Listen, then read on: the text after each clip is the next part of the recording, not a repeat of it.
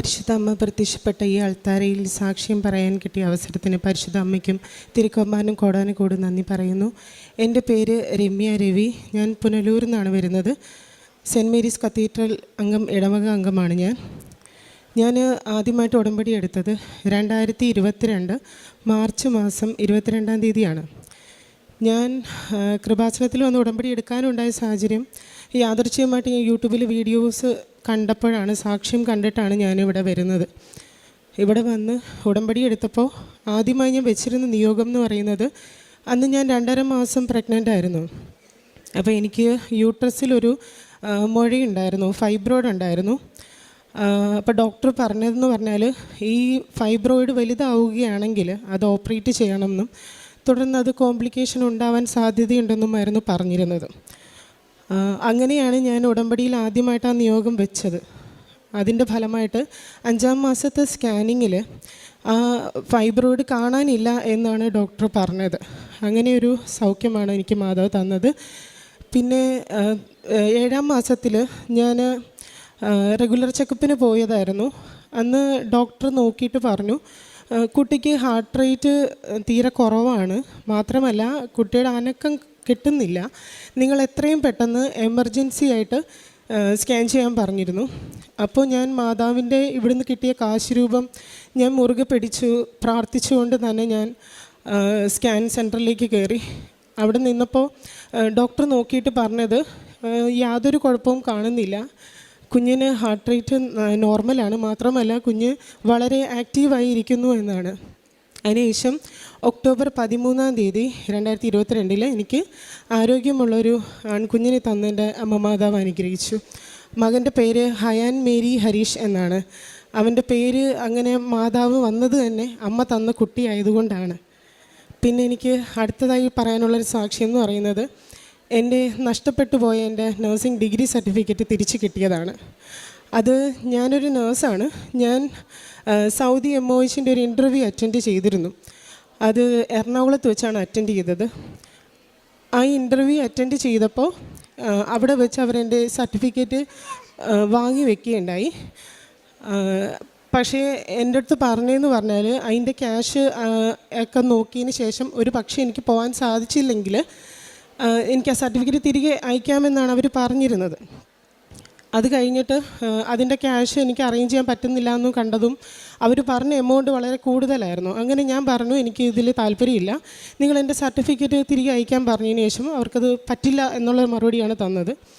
വെറും ഇൻ്റർവ്യൂ മാത്രം അറ്റൻഡ് ചെയ്ത എൻ്റെ ഇന്ന് അവർ ആ സർട്ടിഫിക്കറ്റ് വാങ്ങി വെച്ചിട്ട് ഒരു നഷ്ടപരിഹാരം എന്നോണം ഒരു എമൗണ്ട് എൻ്റെ അടുത്ത് ആവശ്യപ്പെട്ടു. ആ എമൗണ്ട് കൊടുക്കാൻ എനിക്കൊരു നിവൃത്തിയും ഉണ്ടായിരുന്നില്ല. ഞാൻ 6 മാസത്തോളം ഇതിൻ്റെ പിന്നാലെ ഞാൻ പല തവണ അലഞ്ഞെങ്കിലും ഒരു രക്ഷയും ഉണ്ടായില്ല. എനിക്ക് ഉറപ്പായി അവസാനം ആ സർട്ടിഫിക്കറ്റ് കിട്ടില്ല എന്നാണ് ഞാൻ വിധി എഴുതിയത്. ഞാൻ അങ്ങനെ ഡ്യൂപ്ലിക്കേറ്റായിട്ട് സർട്ടിഫിക്കറ്റ് എടുത്തു, കാരണം എനിക്ക് സർട്ടിഫിക്കറ്റ് കിട്ടില്ല എന്ന് എനിക്ക് ഉറപ്പായിരുന്നു. അത് കഴിഞ്ഞിട്ട് ഞാനിവിടെ വന്ന് ഉടമ്പടിയിൽ ഞാൻ പുതുക്കി. പക്ഷേ ഞാൻ ഈ ഒരു കാര്യം ഞാൻ നിയോഗത്തിൽ വെച്ചില്ല, കാരണം എനിക്ക് ഉറപ്പായിരുന്നു ഇത് കിട്ടില്ല എന്നുള്ള കാര്യം. പക്ഷേ ഒരു 6 മാസത്തിന് ശേഷം അമ്മ മാതാവ് തോന്നിപ്പിച്ചതുപോലെ എനിക്ക് അയാളെ വീണ്ടും കോണ്ടാക്റ്റ് ചെയ്യേണ്ടി വന്നു. അമ്മ മാതാവ് എന്നെ പറഞ്ഞു അയാളെ വിളിക്കുന്നു എന്നുള്ളൊരു ഫീലാണ് എനിക്ക് തോന്നിയത്. ഞാൻ അയാളെ വിളിച്ചപ്പോൾ അയാൾ പറഞ്ഞത് പൈസയുമായിട്ട് എറണാകുളത്ത് വന്ന സർട്ടിഫിക്കറ്റ് തരാം എന്നാണ് പറഞ്ഞത്. അന്ന് ഞാനിവിടെ നേരെ വരുന്ന ദിവസം കൃപാസനത്തിൽ വന്നു, മാതാവിൻ്റെ സന്നിധിയിൽ വന്ന് പറഞ്ഞു, അമ്മ എൻ്റെ കയ്യിൽ പൈസയില്ല, കടം വാങ്ങിയ കാശുമായിട്ടാണ് ഞാൻ ഈ പോകുന്നത്, എനിക്ക് പൈസ കൊടുക്കാതെ എൻ്റെ സർട്ടിഫിക്കറ്റ് എനിക്ക് തിരികെ കിട്ടണം എന്ന് ഞാൻ അമ്മയോട് പറഞ്ഞു. ഞാൻ അവിടെ ചെന്നിട്ട് ഞാൻ വിശ്വാസപ്രമാണം ചൊല്ലി ആരും ചവിട്ടാത്തെടുത്ത് മാതാവിൻ്റെ ഉപ്പ് വിതറിയിട്ട് ഞാൻ അവിടെ ഇരുന്ന് പ്രാർത്ഥിച്ചുകൊണ്ട് ഞാൻ അകത്തേക്ക് ചെന്നു. എന്തോ മാതാവിൻ്റെ ഇടപെടൽ തന്നെയാണ്, അയാൾക്ക് അവിടെ എത്തിപ്പെടാൻ പറ്റിയില്ല. അവിടെ ഉണ്ടായിരുന്ന മറ്റൊരു സ്റ്റാഫാണ് എൻ്റെ അടുത്ത് ചോദിച്ചത് എന്തിനു വന്നു. അപ്പം ഞാൻ പറഞ്ഞു എൻ്റെ സർട്ടിഫിക്കറ്റ് വാങ്ങാൻ വേണ്ടിയിട്ടാണ് ഞാൻ വന്നതെന്ന്. അപ്പോൾ അപ്പം തന്നെ എൻ്റെ സർട്ടിഫിക്കറ്റ് എനിക്ക് എടുത്തു തരികയാണ് ചെയ്തത്. വേറെ എന്തെങ്കിലും ആവശ്യമുണ്ടോ എന്ന് ചോദിച്ചപ്പോൾ ഇല്ല, ഒന്നുമില്ല, നിങ്ങൾക്ക് പോകാം, ഒന്നുമില്ല എന്ന് പറഞ്ഞു. എനിക്കത് ഭയങ്കര ഒരു അതിശയമായിരുന്നു. എനിക്ക് പൈസയൊന്നും കൊടുക്കാണ്ട് തന്നെ എനിക്ക് എൻ്റെ അമ്മമാതാവ് എൻ്റെ സർട്ടിഫിക്കറ്റ് എനിക്ക് തിരികെ തന്നു. അതിലൂടെയാണ് എൻ്റെ ഹസ്ബൻഡിന് പൂർണ്ണ വിശ്വാസത്തിലേക്ക് എത്തിയത്. എൻ്റെ ഹസ്ബൻഡ് ഒരു ഹിന്ദുവാണ്. അപ്പം ഹിന്ദു ആയിരുന്നു. എന്നെ വിവാഹം കഴിച്ചതിന് ശേഷമാണ് അദ്ദേഹം കത്തോലിക്കനായത്. അപ്പം അദ്ദേഹത്തിന് അതുവരെ ഉണ്ടായിരുന്ന വിശ്വാസം ഇല്ലായിരുന്നു. പക്ഷേ ഈ സർട്ടിഫിക്കറ്റ് കിട്ടിയത് ഭയങ്കര വിശ്വാസത്തിലേക്ക് വന്നു. അടുത്തൊരു സാക്ഷ്യം എന്ന് പറയാനുള്ളത് എൻ്റെ പപ്പായ്ക്ക് ലഭിച്ച രോഗസൗഖ്യമാണ്. എൻ്റെ പപ്പായ്ക്ക് ഒരു ഷുഗർ പേഷ്യൻ്റാണ്. അപ്പം ഒരു ദിവസം ഒരു ചെറുനാരങ്ങ വലിപ്പത്തിൽ 2 മുഴകൾ എൻ്റെ പപ്പായ്ക്ക് മുതുകത്തിലുണ്ടായി.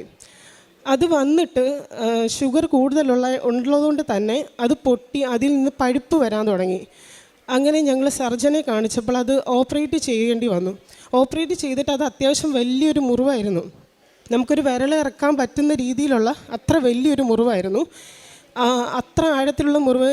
ഞാനൊരു നേഴ്സ് ആയതുകൊണ്ട് തന്നെ ഞാനാണ് ഡ്രസ്സ് ചെയ്തുകൊണ്ടിരിക്കുന്നത്. ഓരോ ദിവസവും ഞാൻ ഡ്രസ്സ് ചെയ്യുന്ന സമയത്തും ഞാൻ ആദ്യം ചെയ്തതെന്ന് വെച്ച് കഴിഞ്ഞാൽ മുറിവിൽ ഓയിൻമെൻറ്റ് പുരട്ടും, ഒപ്പം മാതാവിൻ്റെ വിശുദ്ധ തൈലവും ഇട്ട് ഞാൻ ഡ്രസ്സ് ചെയ്യുമായിരുന്നു. ഒരാഴ്ച ഞാൻ അങ്ങനെ ഡ്രസ്സ് ചെയ്ത സമയത്തും കാര്യമായിട്ട് മാറ്റമൊന്നുമില്ല. മാത്രമല്ല അത് പഴുക്കുന്ന പോലെ എനിക്ക് തോന്നി. അപ്പോൾ എനിക്ക് ഭയങ്കര ടെൻഷനായി. കാരണം ഞാനായിട്ട് ഡ്രസ്സ് ചെയ്തത് വീണ്ടും പപ്പയ്ക്ക് അതൊരു ബുദ്ധിമുട്ടാവുമോ എന്നുള്ളൊരു പേടിയായിരുന്നു. അപ്പോൾ എൻ്റെ മനസ്സിൽ നിന്ന് ആരോ പറയുന്ന പോലെ, നീ മരുന്നും എണ്ണയും കൂടെ ഉപയോഗിക്കുമ്പോൾ അതിന് റിസൾട്ട് കിട്ടുമ്പോൾ എന്താ പറയുക, മരുന്നും കൂടെ ഉപയോഗിച്ചു അതുകൊണ്ടാണല്ലോ അതിന് റിസൾട്ട് കിട്ടിയേ എന്ന് പറയില്ലേ. അപ്പം നീ വിശുദ്ധ തൈലം മാത്രം ഉപയോഗിച്ച് ഡ്രസ്സ് ചെയ്യുന്ന ആരോ എന്നോട് പറയുന്നത് പോലെ എനിക്ക് തോന്നി. ഞാൻ അന്ന് മുതൽ മരുന്നൊക്കെ എടുത്ത് മാറ്റി. ഞാൻ പപ്പയോട് പറഞ്ഞില്ല, കാരണം പപ്പയ്ക്ക് ആ സമയം അത്ര വിശ്വാസം ഉണ്ടായിരുന്നില്ല. ഞാൻ വിശുദ്ധ തൈലം മാത്രം വെച്ച് പപ്പയുടെ ആ മുറിവ്, അത്രയും വലിയ മുറിവ് ഞാൻ ഡ്രസ്സ് ചെയ്യാൻ തുടങ്ങി. ഒരാഴ്ച കൊണ്ട് എൻ്റെ പപ്പയുടെ മുറിവ് പൂർണ്ണമായിട്ടും സുഖപ്പെട്ടു, നല്ല കരുവായി. അത് ഭയങ്കര ഒരു അത്ഭുതമായിരുന്നു. പപ്പായ്ക്കത് അതിലൂടെയാണ് എൻ്റെ പപ്പ വിശ്വാസത്തിലേക്ക് വന്നത്. പപ്പ വന്ന് ഉടമ്പടി എടുത്തു. അതിനുശേഷം എനിക്കുണ്ടായ എൻ്റെ വലിയൊരു അനുഗ്രഹം എന്ന് പറയുന്നത് എൻ്റെ ഹസ്ബൻഡിൻ്റെ വിദേശ ജോലിയാണ്. അത് ഞാൻ ഉടമ്പടിയിൽ വെച്ചതാണ്. അതിനെപ്പറ്റി എൻ്റെ ഹസ്ബൻഡ് പറയുന്നതായിരിക്കും. ഞാൻ ഇവർക്ക് ഇതേമാതിരി സർട്ടിഫിക്കറ്റ് കിട്ടിയ അത്ഭുതത്തിന് ശേഷം ഞാൻ പ്രാർത്ഥനയൊക്കെ തുടങ്ങിയത്. അപ്പം അതിന് മുമ്പേ വെച്ചാൽ ഒരു 1.5 വർഷക്കാലമായിട്ട് എനിക്ക് ജോലിയൊന്നുമില്ലാതെ നാട്ടുകാരുടെ അടുത്തുനിന്നും വീട്ടുകാരുടെ അടുത്തുനിന്നൊക്കെ അവഗണനയൊക്കെ സഹിച്ച് ഭയങ്കര വിഷമത്തിലായിരുന്നു. അങ്ങനെ ഞാൻ ഇവിടെ വന്ന് ഉടമ്പടി എടുക്കുന്ന സമയത്ത് ഞാൻ എൻ്റെ റിസ്കിൽ ഒരു വിസിറ്റ് വിസ മാത്രം എടുത്തിട്ടാണ്, ഒമാനിലേക്ക് ഒരു വിസിറ്റ് വിസ മാത്രം എടുത്ത് ഇവിടെ വന്ന് ഉടമ്പടി എടുത്ത് മാതാവിനോട് നിയോഗം വെച്ച് പ്രാർത്ഥിച്ചു. എനിക്ക് ഒരു ജോലി തന്നേ പറ്റൂ. എനിക്ക് അവിടെ ഒരു പരിചയക്കാരുമില്ല, എന്നെ അവിടെ പോയാൽ ഹെൽപ്പ് ചെയ്യാൻ ഒരാളും ഇല്ല എന്ന് എനിക്കറിയാം. ഞാനത് മാതാവിനോട് പറഞ്ഞു. ഇവിടുന്ന് പോകുന്ന സമയത്ത് ഫ്ലൈറ്റിൽ വെച്ചിട്ട് ഞാൻ ഇതന്നെയാണ് പ്രാർത്ഥിക്കുന്നത്, എനിക്ക് അവിടെ പോയാൽ എന്നെ ഹെൽപ്പ് ചെയ്യാൻ ആരുമില്ല. ഫ്ലൈറ്റിൽ അവിടെ എത്തുന്നവരെ എനിക്ക് സുഗന്ധാഭിഷേകമായിരുന്നു. അപ്പം തന്നെ എനിക്ക് മനസ്സിലായി എന്നെ അവിടെ സംരക്ഷിക്കാൻ ആരുമുണ്ട്. അവിടെ എത്തി നമ്മുടെ കൂടപ്പുറപ്പിനെ നോക്കുന്ന പോലെയാണ് അവിടെ ഉള്ള റൂമിലുള്ള 2 പേരെന്നെ നോക്കിയത്. അവരുടെ ജോലി ഒഴിവാക്കി എനിക്ക് വേണ്ടിയിട്ട് എൻ്റെ ബയോഡേറ്റ ആയിട്ട് നടക്കും, ജോലിക്ക് വേണ്ടിയിട്ട്. പിന്നെ എന്നെ എല്ലാ ഫുഡും താമസമൊക്കെ എനിക്ക് ഫ്രീ ആയിട്ട് തന്ന് ജോലി കിട്ടുന്നവരെ എങ്ങനെയെങ്കിലും നിന്നെ ഞാൻ നോക്കുമെന്ന് പറഞ്ഞിട്ടാണ് അവർ നിന്നിരുന്നത്. മാതാവിന് ആ സമയത്ത് ഞാൻ പ്രാർത്ഥിച്ച് എല്ലാ ദിവസവും കരയായിരുന്നു. അങ്ങനെ എനിക്ക് ഒരാഴ്ച, ഞാൻ അവിടുന്ന് 11-ാം തീയതിയാണ് അവിടേക്ക് എത്തിയത്, ഒമാനിലെത്തിയത്. 17-ാം തീയതി ഒരൊറ്റ ഇൻ്റർവ്യൂ എനിക്ക് വിളിച്ചിട്ടുള്ളൂ. അതിൽ എനിക്ക് നല്ല സ്റ്റോർ സൂപ്പർവൈസറായിട്ടുള്ളൊരു ജോലി തന്നെ കിട്ടി. വലിയൊരു സ്റ്റോറിൻ്റെ സൂപ്പർവൈസറാണ്. അത് ഒമാൻ പോലീസ് ക്യാമ്പിൻ്റെ അകത്തുള്ളൊരു സൂപ്പർ മാർക്കറ്റിൻ്റെ സ്റ്റോർ സൂപ്പർവൈസറായിട്ടാണ് കിട്ടിയത്. അതൊരു വലിയ അനുഗ്രഹമാണ്. പക്ഷേ അത് കഴിഞ്ഞ് ഞാൻ ടിക്കറ്റ് എടുത്ത് നാട്ടിലേക്ക് വന്ന് ഗാംക മെഡിക്കൽ എടുത്ത് അയച്ചു കൊടുക്കണമായിരുന്നു. ആ സമയത്ത് എൻ്റെ മനസ്സിൽ എനിക്ക് വെറുതെ തോന്നി, ഇത് എൻ്റെ മെറിറ്റാണോ അതോ മാതാവിൻ്റെ അനുഗ്രഹമാണോ? ആ ഒരൊറ്റ സംശയത്തിൻ്റെ മുകളിൽ മാതാവിൻ്റെ അനുഗ്രഹം തന്നെയാണെന്ന് കാണിച്ചു തരാൻ വേണ്ടി എന്നോട് കമ്പനി എന്ന് പറഞ്ഞത് ചെന്ന പാടെ എനിക്ക് ഗാംക എടുത്ത് തൊട്ടടുത്ത ദിവസം തന്നെ അയച്ചു കൊടുക്കണം എന്നാണ്. ഞാൻ അങ്ങനെ ഗാംക മെഡിക്കൽ സെൻറ്ററിൽ പോയിട്ട് നോക്കുന്ന സമയത്ത് എല്ലാ ടെസ്റ്റും ചെയ്ത് എനിക്ക് BP മാത്രം ഹൈ ആയി. 180 ആ റേഞ്ചിൽ, 160 ആ റേഞ്ചിലൊക്കെ ആയിരുന്നു. ഹൈ ആയതുകൊണ്ട് എന്നെ ഒരു മാസത്തേക്ക് പെൻഡിങ് ഇട്ട്. ഞാൻ ആ സമയത്ത് മാതാവിനോട് പ്രാർത്ഥിച്ച്, ഇത്രയൊക്കെ ഒരാഴ്ച കൊണ്ട് എനിക്ക് ജോലി തന്ന മാതാവ് എന്തിനാണ് എനിക്ക് ഇത്രയും നേരം വൈകിച്ചത്? ഞാൻ എൻ്റെ കമ്പനിയിലേക്ക് അറിയിച്ച് ഇത്ര ഒരു മാസം കഴിഞ്ഞിട്ടേ എനിക്ക് എടുക്കാൻ പറ്റുള്ളൂ എന്ന്. അവിടുന്ന് അവർ അത്രയും നല്ലൊരു പ്രതികരണമല്ല എന്ന്, ഞങ്ങൾക്ക് ഈ ഗാംകല്ലേ അതൊന്നും ചെയ്യാൻ പറ്റില്ല എന്ന് പറഞ്ഞിട്ട് നിന്ന്. പിന്നെ ഞാൻ കരഞ്ഞു വിളിച്ച് മാതാവിനോട് പ്രാർത്ഥിക്കാൻ തുടങ്ങി. വീണ്ടും ഉറച്ച പ്രാർത്ഥനയിലെത്തി. അവിടുന്ന് അടുത്ത ഒരു മാസത്തെ മെഡിക്കലിന് പോകുന്ന സമയത്ത് ഞാൻ BP അപ്പാറ്റസ് ഉണ്ട് എൻ്റെ കയ്യിൽ. ഞാനത് വെച്ച് ട്രെയിനിലൊക്കെ വെച്ച് ഞാൻ ചെക്ക് ചെയ്ത് ഗുളിക കഴിച്ചതിന് ശേഷം എനിക്ക് ഹൈ BP തന്നെയാണ് കാണിക്കുന്നത്. ചെക്ക് ചെയ്യാൻ പോകുന്നതിൻ്റെ തൊട്ട് മുമ്പ് വരെ ഞാൻ ചെക്ക് ചെയ്ത് അപ്പോഴും ഹൈ BPയാണ്. ആ സമയത്ത് ഞാൻ മാതാവിൻ്റെ ഉപ്പെടുത്തിട്ട് നാവിൽ കുരിശ് വരച്ച് പ്രാർത്ഥിച്ചു, മാതാവേ ഹൈ BPയാണ്, എനിക്ക് ഈ ജോലി മാതാവ് തന്നാണെങ്കിൽ എനിക്കിത് എങ്ങനെയെങ്കിലും കിട്ടിയാൽ മതിയാവും, ഇനി മാതാവ് നോക്കിയാൽ മതിയെന്ന് പറഞ്ഞ് ഞാൻ ആ മെഡിക്കൽ അറ്റൻഡ് ചെയ്യാൻ പോയി.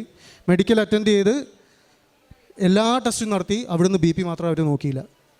അങ്ങനെ ആ ഒരു അനുഗ്രഹത്തിൽ ഞാൻ അന്നേ ദിവസം തന്നെ ഞാൻ എൻ്റെ എല്ലാ മെഡിക്കൽ ഫിറ്റ് ആയിട്ടുള്ള റിപ്പോർട്ട് ഞാൻ കമ്പനിയിലേക്ക് അയച്ചു കൊടുത്തു. പക്ഷെ അവിടുന്നും എനിക്ക് റിപ്ലൈ കിട്ടാൻ വൈകി. ഓക്കെ, ഇത്രാം തീയതി വിസ അയച്ചു തരാമെന്നുള്ള കാര്യമൊന്നും അവർ ആദ്യമൊന്നും തന്നില്ല. ഞങ്ങൾ വീട്ടിലെത്തിയിട്ട് ഞാനും വൈഫും കൂടിയും എന്തായാലും മാതാവ് നമുക്ക് തരും എന്ന് മനസ്സിൽ വിശ്വസിച്ച് ഇവിടെ വന്ന് സാക്ഷ്യം പറയുന്നത് എങ്ങനെയായിരിക്കണം എന്ന് മനസ്സിൽ പ്രാർത്ഥിച്ച് ഞങ്ങൾ പ്രാക്ടീസ് ചെയ്യാൻ നോക്കി. അങ്ങനെ അവിടുന്ന് സാക്ഷ്യം, ഞാൻ വീട്ടിലിരുന്ന് സാക്ഷ്യം മനസ്സിൽ മാതാവിനെ ഓർത്ത് പറഞ്ഞ് അന്നേ ദിവസം വൈകുന്നേരം എനിക്ക് എൻ്റെ വിസ വന്നു. ഇപ്പം നാളെയല്ല, മറ്റന്നാൾ 5-ാം തീയതി ഞാൻ പോവുകയാണ് ഒമാനിലേക്ക്. മാതാവിന് കോടാനുകൂടി നന്ദി. ഞങ്ങൾ കാരുണ്യ പ്രവൃത്തിയായിട്ട് ചെയ്തിരുന്നത് എല്ലാ